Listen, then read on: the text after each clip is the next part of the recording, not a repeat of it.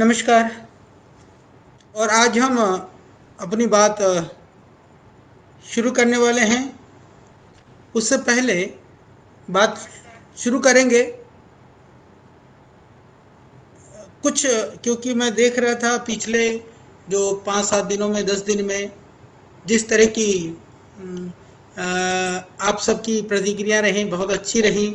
और आज भी आप बहुत सारी बातें पूछने वाले, हम चर्चा करेंगे। जैसे अभी कुछ मधुरा जी पूछ रहे हैं कोरोना का काढ़ा वगैरह के विषय में, क्रॉनिक पेंक्रियाटाइटिस के विषय में भी कोई पूछ रहे हैं। हिमांशु जी, मैं चर्चा करने वाला हूँ।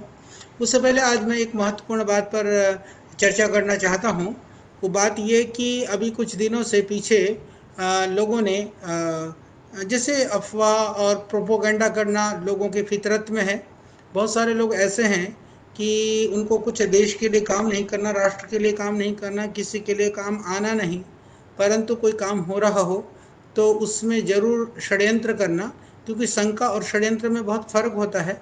हमको अलग अलग विषयों में जिज्ञासा हो सकती है, हम सोच सकते हैं, पूछ सकते हैं, जान सकते हैं, जिज्ञासाओं का समाधान भी मिलेगा। यानी कि समस्या है तो उसका समाधान होगा।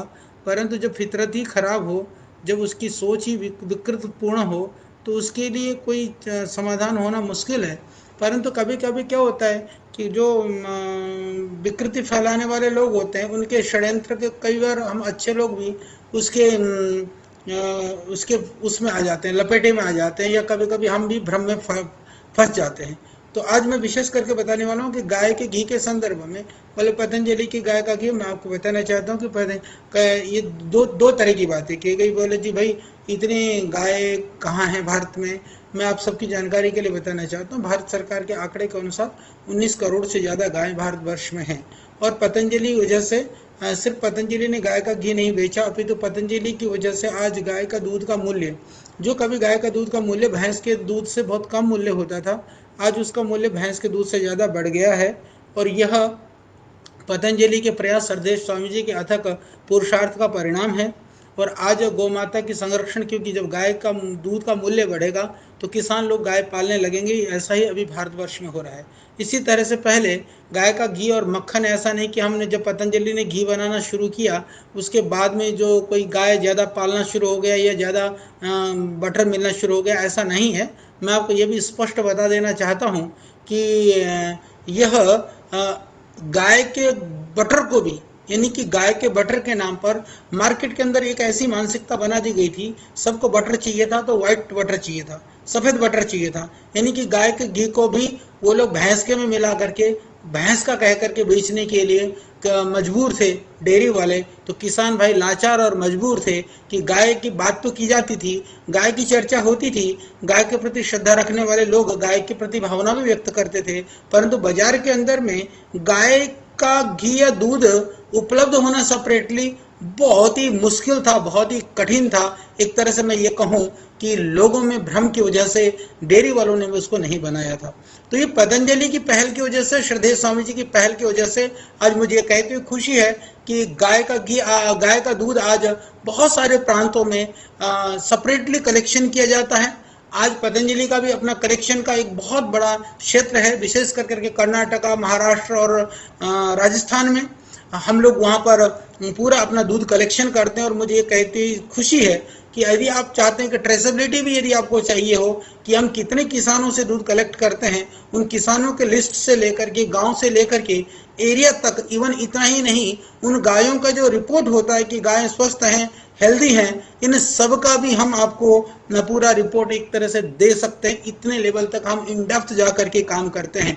और जो एफएसएसए की गाइडलाइन के हिसाब से जो दूध के लिए या जो घी के लिए जो स्टैंडर्ड्स होना चाहिए, पैरामीटर्स होना चाहिए, हम उसको 100% फॉलो करते हैं और उसको पूरी तरह से देखा जाता है। तो मैं सारे भाई बहनों को, क्योंकि ये सोशल मीडिया के माध्यम से यहाँ पर अच्छी बातें भी लोगों तक पहुँचती है, तो लोग गलत चीज़ें भी जल्दी पहुँच जाती है और गलत चीज़ें तो जल्दी फैलती है। यानी कि जब एक जो एंड बैंड जो लोग हैं जिनका कोई वजूद और अस्तित्व तो नहीं है, सबसे बड़ी बात ये होती है कि प्रश्न और शंका एक अलग चीज़ होती है, परंतु जहाँ पूरा षड्यंत्र के तहत उन लोगों के खिलाफ हम बिल्कुल एक्शन लेंगे जो हमको हमारी जो लीगल टीम है वो जाएगी कोर्ट में, कचहरी में, जो काम करना हो तो हम करेंगे ही। परंतु मेरा कर्तव्य है कोर्ट कचहरी का तो उन षड्यंत्रकारियों को जवाब देने से ज्यादा हमारे लिए महत्वपूर्ण आप हैं, जो करोड़ों भाई बहन हमसे जुड़े हुए हैं, पतंजलि से जुड़े हुए हैं, श्रद्धेय स्वामी जी से जुड़े हुए हैं। तो उन सब लोगों को, क्योंकि आप विश्वास करते हैं, भरोसा करते हैं, आपका जो भरोसा है, आपका जो विश्वास है, वो हमारी ताकत है। उस ताकत को बना करके रखना, या उस ताकत के विषय में, क्योंकि आप अधिकारी हैं, आप हमसे पूछें कि हाँ, कि ये हमको जिज्ञासा, ये शंका है, तो हमारी जिम्मेदारी है कि हम आपको उसका समाधान करें। तो मैं बताना चाहता हूँ, कुछ लोगों ने कहा कि बटर ऑयल भी मिला करके बाहर से बटर ऑयल मंगा लेते हैं, डेनमार्क से और विदेशों से आता है। ये भ्रम भी मैं आपको बता देना चाहता हूँ कि 2018-19 से ही इस सरकार ने एक बहुत अच्छा काम किया। पहले थोड़ा बहुत होता भी होगा, पतंजलि ने कभी भी इस तरह का कभी कोई काम नहीं किया, पहले होता भी होगा। तो मैं आपको बताना चाहता हूं कि अब बटर ऑयल के अंदर गवर्नमेंट ने लगभग 27% जो है इंपोर्ट ड्यूटी लगा दी है। तो ये भ्रम में भी न रहे। यदि बटर ऑयल का देखें तो जो हमारे यहाँ जो बटर का मूल्य है उससे ज्यादा मूल्य पर ही हिंदुस्तान में बटर ऑयल आता है, इसलिए अभी बटर ऑयल आना भारतवर्ष में बंद हो गया। उसका परिणाम ये रहा कि पहले भारतवर्ष के अंदर में बटर थोड़ा सस्ता मिलता था, आज उसका मूल्य बढ़ गया है। तो ये इसीलिए। दूसरी बात मैं थोड़ा सा बता देना चाहता हूं, क्योंकि जब भ्रम फैलाया जाता है कि कहा जाता है कि जब फैट ही उसके अंदर में जब जो गाय का फैट होता है 3.5% से 5.5%, जब 5% फैट होता है, तो यदि मान लीजिए कि हमको यदि 20 किलो दूध होगा तब जाकर के 1 किलो या 30 किलो दूध होगा तो जाकर 1 किलो घी बनेगा। बात उस रूप में देखेंगे तो आपको समझ लगेगा कि हम बात तो सही कह रहे हैं कि घी का मूल्य इतना है। तो ये घी का मूल्य का यदि दूध की दृष्टि से देखें तो फिर तो ये बहुत ही गड़बड़ है। सामान्य रूप से देखें तो बिल्कुल गड़बड़ है। यदि आप कहेंगे कि आप घर में दूध खरीद करके, दही जमा करके घी निकालेंगे, और घी निकालने के बाद में जो मूल्य है, जो आप जाकर के पतंजलि का घी बाजार से खरीद करके लाएंगे, उसके मूल्य में आप घी घर में बना लेंगे, आप भूल जाइए, आपको दुगुना रेट पड़ेगा। तो आप कहेंगे जी घर में दुगुना रेट पड़ेगा। तो इसीलिए आपको पतंजलि का धन्यवाद करना चाहिए, श्रद्धेय स्वामी जी का धन्यवाद करना चाहिए कि पतंजलि का घी सस्ता क्यों पड़ता है। मैं आपकी जानकारी के लिए बता देना चाहता हूं कि जो गाय का दूध के अंदर में फैट होता है 3.5% से लेकर के 5.5%, और उस फैट से क्या क्या बनता है, उसे क्रीम बन सकता है, उससे मक्खन बनता है, मक्खन से फिर घी बनता है। जो 3.5 से 5.5% का जो फैट है जब दूध में से निकल गया तो ये चीजें उसमें से बनाई जाती है। तो उसी बटर में से हम घी बनाते हैं। यानी कि जो उसके अतिरिक्त तो उसमें बचता क्या है, फिर उसके बाद में उसको फेंका नहीं जाता है। उसके बाद में जो बचता है उसको SNF कहा जाता है, यानी सॉलिड्स नॉट फैट, यानी कि वो फैट नहीं, पूरे जो सॉलिड मटेरियल है उसमें बचता है 8.2% से लेकर के 8.7%, यानी कि 8 से 8.5% लगभग जो सॉलिड है, जो मटेरियल है उसके अंदर वो बचता है। उसके अंदर क्या क्या होता है, उसके अंदर प्रोटीन होता है, कार्बोहाइड्रेट होता है, विटामिन होता है, बहुत सारी तरह के मिनरल्स होते हैं। तो उसके अंदर इसके अलावा जो बचता है वो वाटर होता है। वाटर करीबन 85 से लेकर के 88% लगभग उसके अंदर वाटर होता है। तो मैं आपको बता देना चाहता हूं कि यदि सामान्यतः यदि घी का मूल्य 500 रुपए यदि हम दे रहे हैं, पतंजलि में 550 रुपए दे रहे हैं, तो जो बाकी जो मटेरियल बचा है उसका मूल्य भी लगभग 300 होता है। यानी कि जो घी का मूल्य है सीधा सीधा सा उसमें से जो निकला हुआ मटेरियल होता है उसके 40% हमको और भी वैल्यू मिलता है। तो इसमें बाकी जो है उसके घी का, और मैंने जैसे SMP की बात करी तो SNF से क्या क्या बनता है, उससे स्किम्ड मिल्क बनता है या मिल्क पाउडर बनता है, प्रोटीन बनता है, जो वे प्रोटीन जो पहलवानी के लिए जो बड़े बड़े डिब्बों में बाजारों में मिलता है वो भी उस मिल्क का ही पाउडर होता है, लैक्टोज होता है, उसके अंदर केसिन होता है। इसके अलावा भी यदि आप देखेंगे तो उसी से ही हम दही बनाते हैं, छाछ बनाते हैं, जो होल मिल्क पाउडर बनता है, डबल टोन्ड मिल्क बनता है, टोन्ड मिल्क बनता है। जो अपने बाजार में सुना होगा टोन्ड मिल्क का मतलब होता है कि उसमें से काफी पार्ट में वो फैट निकाल दिया जाता है, उसके बाद में जो बचता है वो सारी चीजें उससे बनती हैं। तो होल मिल्क पाउडर में भी कुछ थोड़ा सा फैट अलग निकाल करके निकाला जाता है। पतंजलि को टारगेट कर करके लोगों ने बात करने के बाद में सारे डेयरी वाले और सारे किसान भाइयों ने हमारे पास कम से कम नहीं तो हजारों लोगों ने इसके लिए संपर्क किया है। और इतना ही नहीं, जैसे मैंने कहा कि पतंजलि में जो पहले जब घी हमने शुरू किया उससे पहले दूध का मूल्य, यदि आप मान लीजिए दूध का मूल्य यदि पहले 20-22 था तो आज 35-38 रुपए किलो तक लगभग किसानों का पहुंच गया है। तो यदि आप कुतर्क करते हैं, अनर्थक बातें करते हैं तो आप करते रहिए, आपके पास बहुत समय है, पर हमारे लिए उसका कोई प्रयोजन नहीं है। तो मैं यही बात बताना चाहता था कि ध्यान रखिए कि पतंजलि का घी शुद्ध है। हाँ, इतना मैं जरूर बता देना चाहता हूँ, कई लोग कहते हैं कि पतंजलि का देसी गाय का घी या देसी गाय का देसी घी। गाय का देसी घी का अर्थ ये होता है कि घी को हम जब शुद्ध घी होता है तो उसको देसी घी बोलते हैं। गाय में 100% हम ये कहें कि सारी देसी गाय हैं, उनमें से कुछ कुछ घरों में देसी गाय भी हैं, थोड़ी दूसरी गाय भी हैं, वो दोनों तो मिल सकता है, ये हम स्वीकार करते हैं, परंतु इसके अतिरिक्त उसके अंदर किसी भी तरह की किसी भी तरह के मिलावट या अडल्ट्रेशन की कोई कहानी नहीं है, ये मैं आपको बता देना चाहता हूं। इसी तरह से शहद को लेकर के भी बहुत तरह की अनर्गल बातें कई बार की गई है। शहद का जमना प्राकृतिक एक पहचान है, और विदेशों के अंदर तो जो जमा हुआ शहद है उस शहद को अलग तरह से ज्यादा डिमांड किया जाता है। और दूसरी बात, पतंजलि वो संस्था है, बाजार में जो किसान जितने में दूध बेच रहा था उससे ज्यादा 2 रुपया ज्यादा में हमने खरीदा है, हम खरीद रहे हैं। और ये हमारा कार्य है कि पतंजलि किस तरह से कार्य करता है उसके लिए मैं धन्यवाद करता हूँ। हमारे इस देश के जो करोड़ों भाई बहन हैं, उनका जो विश्वास और भरोसा है वही हमारी ताकत है। तो शहद के विषय में भी पतंजलि का शहद कभी भी, देखिए सबसे बड़ी बात क्या है कि आप इसको समझिए, हम कभी भी, हमारे को ऐसी कोई मजबूरी नहीं है कि हमको किसी तरह से गलत उत्पाद बना करके आपको देना पड़े। हम जो सही बना सकेंगे, हाँ, बनाने का प्रोसेस का कॉस्ट आता है, उसके बाद में आप कह रहे हैं कि किसानों से हम रेट में कम में दूध खरीद रहे हैं, ये बात भी सत्य नहीं है। और किसान क्योंकि वहाँ पर स्वतंत्र होता है दूध बेचने के लिए भी, कि वह किसी को भी बेच सकता है। और शहद के लिए भी मैं आपको बता देना चाहता हूँ कि हम किसानों से ही सीधे सीधे शहद खरीदते हैं। तो पतंजलि के आइटम के अंदर आप निर्भय होकर के, यानी कि आपकी जो शंका और आपकी चिंता है, उस शंका और चिंता की, उस समस्या का हम स्वयं चिंता करते हुए, हमारी पूरी टीम है, हमारे पास एक बहुत बेहतरीन लैब है रिसर्च के लिए। और आप सबकी जानकारी के लिए मैं बता देना चाहता हूं कि पतंजलि ही एक ऐसी संस्था है जहां पर हम लोग बायोसेफ्टी लेवल 2 का रिसर्च लैब है, और जहां पर आपको जो हमारे देश के हिसाब से जो स्टैंडर्ड की जो लैब होती है उसमें करीबन 3 फूड के और नॉन फूड के लिए भी हमारे पास लैब हैं। तो इसलिए आप निश्चिंत रहिए, इस तरह के किसी भी भ्रम में आने की आवश्यकता नहीं है। जो भ्रम फैलाने की कोशिश करेगा उसको कानून के अनुसार जो हो सकेगा हम कर देंगे। और दूसरी बात, रक्तस्राव के लिए क्या उपाय है? इमीडिएट, जिसको ज़्यादा ओवर ब्लीडिंग हो रही है, एकदम रुकने के लिए कोई उपाय नहीं है, तो मैं तत्काल एक छोटा सा जिसको नॉर्मली भाषा में टोटका कहते हैं वो बता देता हूँ। तो जैसे ब्लीडिंग हो रही है तो 1 कप ऐसा दूध हो, ज़्यादा नॉर्मल गर्म हो, उसमें आधा नींबू निचोड़ करके रख लें और उस 1 कप दूध में डाल करके दूध फटने से पहले पहले उसको पी लें। ऐसा करते तो ब्लीडिंग एकदम आराम से रुक जाता है। इसको आप 2-3 दिन प्रयोग कर सकते हैं, तुरंत तत्काल लाभ पहुंचाने के लिए बहुत ही अच्छा प्रयोग है। या फिर दूसरा, लगातार के लिए आप हमारे यहाँ आयुर्वेद के अंदर कहरवा पिष्टी एक औषधि होती है, कहरवा पिष्टी 10 ग्राम और उसके अंदर गोदंती भस्म 10 ग्राम और प्रवाल पिष्टी 10 ग्राम, ये 30 ग्राम को लेकर के आप 60 पूड़ियाँ बना लें, सुबह शाम शहद से चाट लें, उससे पूरा लाभ हो जाएगा।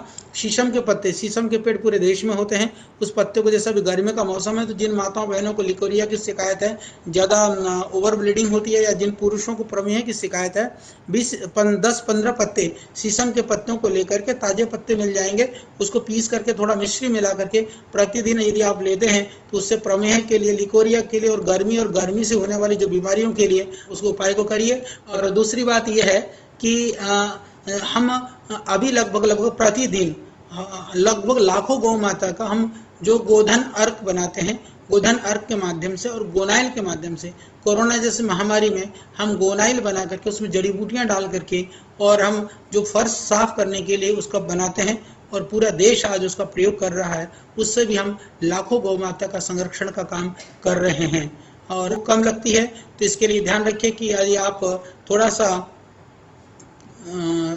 त्रिफला ले लीजिए, पेट साफ नहीं होता हो तो, और कुमारी आसव और पुनर्नवा रिष्ट दोनों को मिला करके, ये दोनों पतंजलि का वो मिल जाएगा, आप बाजार से ले करके और प्रतिदिन 4 चम्मच दवाई 4 चम्मच पानी मिला करके खाना खाने के बाद में आप ले लीजिएगा। सैनिटाइजर भैया हमारा आ चुका है, आप बिल्कुल आप ले लीजिएगा, आपको बाजार से हमारे सेंटरों से मिल जाएगा।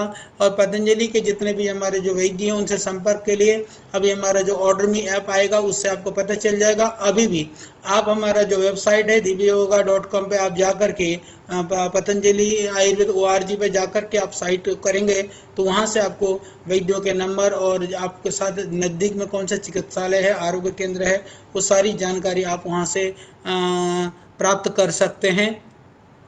और पतंजलि की एजेंसी लेने के लिए या डिस्ट्रीब्यूटर लेने के लिए मैं आप सभी भाई बहनों से निवेदन करता हूं, और आपको जानने वाले जो जिनके संपर्क में आप लोग हैं सबको ये बता दीजिए कि पतंजलि डिस्ट्रीब्यूटरशिप या एजेंसी लेने के नाम पर कोई भी एडवांस पैसा नहीं लेता है किसी भी तरह से, क्योंकि आए दिन ये बात भी सुनने को आती है कि पतंजलि एजेंसी लेने के नाम पर, डिस्ट्रीब्यूटर लेने के नाम पर ये जो है लोग बहका रहे हैं, तो वो पैसा ले रहे हैं, ठग रहे हैं। तो कृपा कर करके, चाहे कोई ये बोले कि मैं पतंजलि से बोल रहा हूँ, चाहे पतंजलि का नंबर दिखाए, पतंजलि का लेटर पैड दिखाए, चाहे पतंजलि का आई कार्ड भी दिखाया, प्लीज किसी को भी किसी भी तरह से आप पैसा ना दें, क्योंकि आप कभी भी किसी भी मुसीबत में फंस सकते हैं। इस तरह के षड्यंत्रकारी लोग इस देश में भरमार हैं।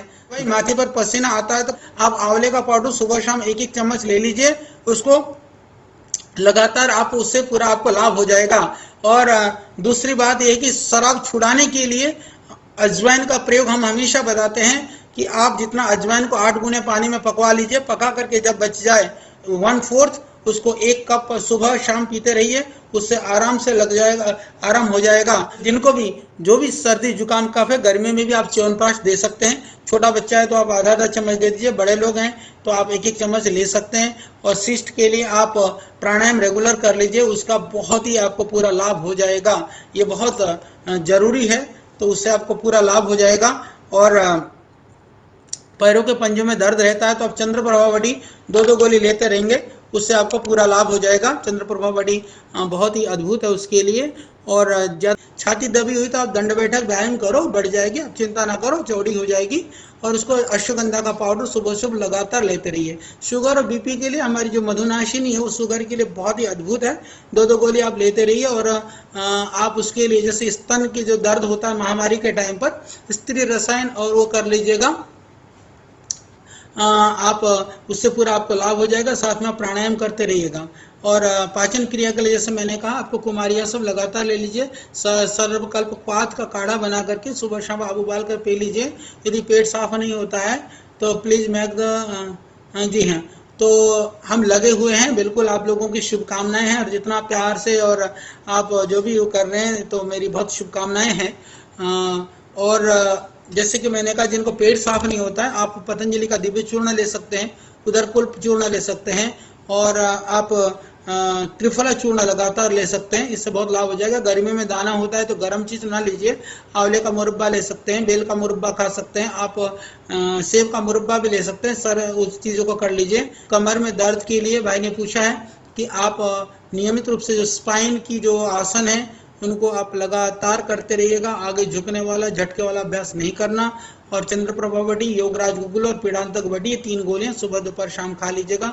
ज़्यादा परेशानी हो तो एक बार वैद्य जी को जरूर आप दिखा देना, क्योंकि सामान्य रूप से जैसे नॉर्मल नी पेन में सिंहनाथ गुगुल है, योगराज गुगुल है, त्रयोदशांग गुगुल है, कोई भी गुगुल की 2 गोली और 2 गोली पीड़ांतक बडी के ले सकते हैं। सर्दी जुकाम के लिए मेरे भैया आप प्राणायाम रेगुलर करो। सरसों का तेल या गाय का घी 4-4 बूंद नाक में डालो, सरसों का तेल थोड़ा सा लगेगा। और ठंडी चीज़ें, खट्टी चीज़ें बिल्कुल भी मत खाइए, उससे आपको पूरा का पूरा लाभ हो जाएगा। औषधि के रूप में स्वासारी रस जो है 1-1 ग्राम सुबह शाम शहद से चाट लो, स्वासारी काढ़ा उबाल करके सुबह शाम पियो, तो इससे आपको पूरा लाभ हो जाएगा। क्योंकि स्वासारी रस का इफेक्ट हम लोगों ने कोरोना में देखा, और मुझे कहते हुए खुशी है कि कई सारे कोरोना के पेशेंट्स जो है वो नेगेटिव भी हो चुके हैं। उसका अभी बहुत जल्दी हम लोग क्लिनिकल ट्रायल रिपोर्ट देशवासी के सामने लाने वाले हैं। स्पॉन्डिलोलाइटिस के लिए आप जैसे गर्दन झुका करके ना बैठें, कमर को सीधी रखें, और जितने भी जो गर्दन के आसन है श्रद्धेय स्वामी जी सुबह बताते हैं उनको जरूर आप करते रहिएगा, उससे आपको पूरा लाभ हो जाएगा। और थ्रोट इन्फेक्शन के लिए आप ध्यान रख लीजिएगा, रात को कोई भी खट्टी चीज़ें, ठंडी चीज़ें, तली हुई चीज़ें बिल्कुल भी मत खाना मेरे भाई। त्रिकटु और सीतोफल आदि मिला करके, त्रिकटु 25 ग्राम, सीतोफल आदि 25 ग्राम, शहद मिला करके सुबह शाम 2-2 ग्राम दिन में 2-3 बार आप चाट लो, उससे आपको पूरा का पूरा लाभ हो जाएगा। और भोजन करने में परेशानी होती है या भोजन हजम होने में परेशानी रहती है, एलोवेरा आंवला जूस जैसे मैंने पहले भी कहा लगातार लेते रहिए। जिनको एलर्जी है, छींक आ रही है, उसके लिए भी स्वसारी रस का आप सेवन करिए, 1-1 ग्राम सुबह शाम शहद से ले लीजिए और स्वसारी काढ़ा उबाल करके पी लीजिए, उससे पूरा लाभ हो जाएगा। तो प्राणायाम रेगुलर करिए, सबसे बेहतरीन है। तो बिल्कुल आप सब लोगों की शुभकामनाएं हैं। तो पुरानी सर्दी में भी उससे पूरा लाभ हो जाएगा। आप लगातार उसका सेवन करिए, प्राणायाम करते रहिए। कि हमें कैसे पता चलेगा कि हमारे चक्र जागृत हो रहे हैं? आप रेगुलर ध्यान प्राणायाम करते रहिए। जब जब विचारों में थोड़ी सी शांति आने लगे, विचारों में एक तरह से स्थिरता आने लगे, मन शांत होने लगे, जब समझना चाहिए कि हमारी साधना में थोड़ी सी गति हो रही है, साधना में आपकी उन्नति हो रही है। आप अभ्यास करते रहिए, हो जाएगा। गैस और एसिडिटी के लिए एसिडिटी बनती है तो अभिपत्तिकार चूर्ण आयुर्वेद का एक बहुत सरल सा औषधि, 1-1 चम्मच सुबह शाम ले लीजिएगा। गैस के लिए आधा-आधा चम्मच खाने के बाद गैस और चूर्ण आप ले सकते हैं। पेट साफ करने के लिए जैसे मैंने कहा कि जो शुद्धि चूर्ण भी ले सकते हैं, उदरकल्प भी ले सकते हैं और दिव्य चूर्ण भी आप ले सकते हैं। तो और पीसीओडी के लिए भी आप ऐसा कर लीजिए, 1 गोली चंद्रप्रभावटी, 1 गोली स्त्री रसायन, 1 गोली गोक्षुर आदि गोगुलू, 3 गोली सुबह दोपहर शाम आप पानी से लेते रहिए। इससे आराम हो जाएगा। प्राणायाम आप करते रहिएगा, उससे बहुत ज़्यादा फर्क पड़ेगा। और आप सबकी हाथ पैरों में जलन होने पर जैसे मैंने कहा कि एलोवेरा आंवला जूस लगातार आप शुरू कर दीजिए, नियमित रूप से लेना शुरू कर दीजिए, उससे लाभ हो जाएगा। और प्राणायाम आप लगातार कर लीजिए। और पैरों में शून्य है, नसों का दिक्कत हो तो क्या करें? पैरों की शून्यता के लिए, नसों की दिक्कत के लिए जैसे मैंने कहा, रीढ़ की हड्डी का जो स्पाइन के जितने भी जो आसन है उनका अभ्यास रेगुलर करते रहिएगा। एक बार नज़दीक के चिकित्सालय को आप जरूर आप दिखा दीजिएगा, क्योंकि कभी अभी कोरोना के बाद में पतंजलि का लॉकडाउन भी यहाँ जैसे देश का खुलेगा तो पतंजलि में भी आकर के आप दिखा सकते हैं। जिनको डिप्रेशन है, नींद नहीं आती है, उनके लिए भोजन के बाद में आप नियमित रूप से अश्वगंधा रिष्ट 4 चम्मच दवाई, 4 चम्मच पानी खाने के बाद दोनों टाइम पिएं। और 2-2 गोली मेधावटी की सुबह शाम आप लेते रहिए, तो उससे बहुत ही लाभ हो जाएगा। रूमेटॉइड अर्थराइटिस में आप योगराज गुगुल और पीड़ांतक वटी के 2-2 गोली सुबह शाम लेते रहिएगा।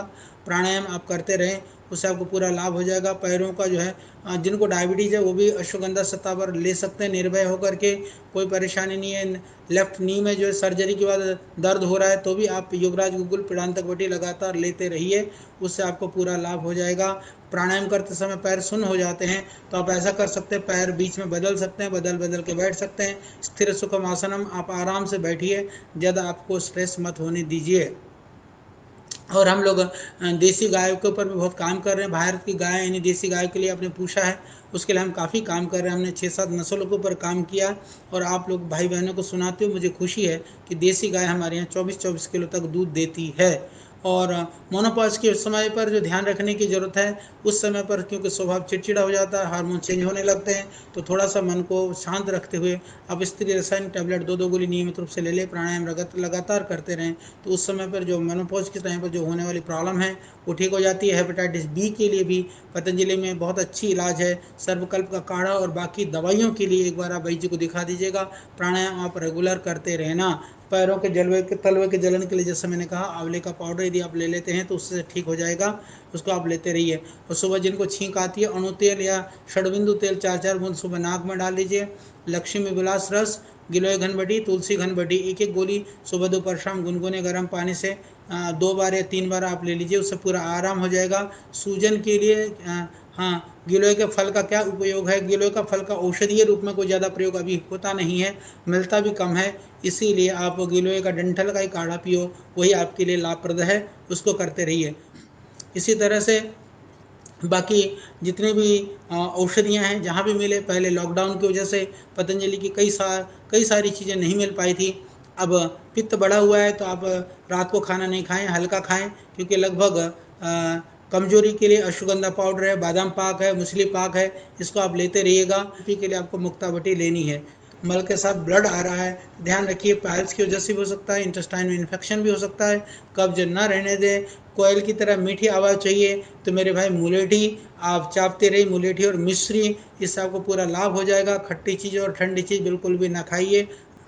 दिमाग ठीक नहीं रहता है, टेंशन है, उसके लिए नियमित रूप से प्राणायाम करिए, मन को शांत रखिए। संसार में यदि हम परिस्थितियों को नहीं बदल सकते हैं तो अपने मन को बदल करके चीज़ों को ठीक कर सकते हैं, तो उसको आप करिए। तो मेरी बहुत शुभकामनाएं आपके लिए, बहुत बहुत मेरा प्रणाम बंदन, और परमात्मा से आपके मंगल के लिए बहुत हमारे बहुत बहुत प्रार्थनाएं। बहुत बहुत धन्यवाद।